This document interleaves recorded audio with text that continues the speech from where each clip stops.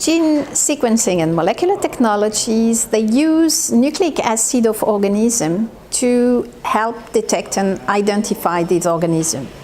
They are all based on the fact that you can amplify small amount of nucleic acid.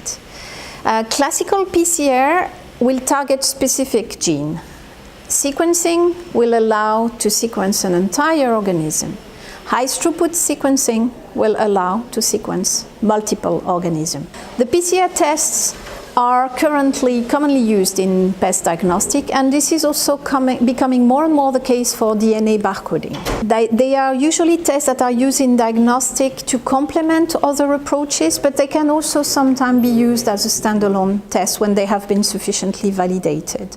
They are very useful to, for example, identify organisms that are in a stage like an insect, like a fruit fly, that you cannot identify morphologically. All the new technologies that are coming now are revolutionary. Why? Because these new technology enable you to detect in one sample multiple organisms, some organisms you know, some that you don't expect to find in that sample, but also unknowns. And that's what makes them different. They are used in certification. For the moment in certification you use biological indexing. It's long, it takes time, it's a process that can last up to 3 years. With all these new techniques you can have an answer much more quickly. So for NPPOs which need a quick and rapid answer, that's a very powerful tool for the future. You can use them in post-entry quarantine. So you can use them in surveillance, and practical examples have been presented in our international workshop that was held recently in Italy.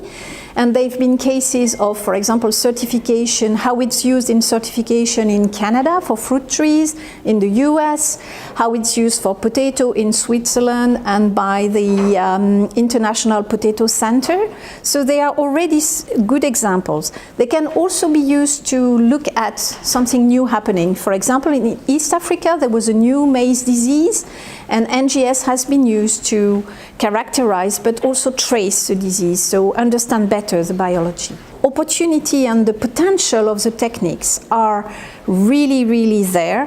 However, we still need to work on them. The scientists working on NGS are currently heavily working on validation, on the condition to allow them to be used more in practice in the future.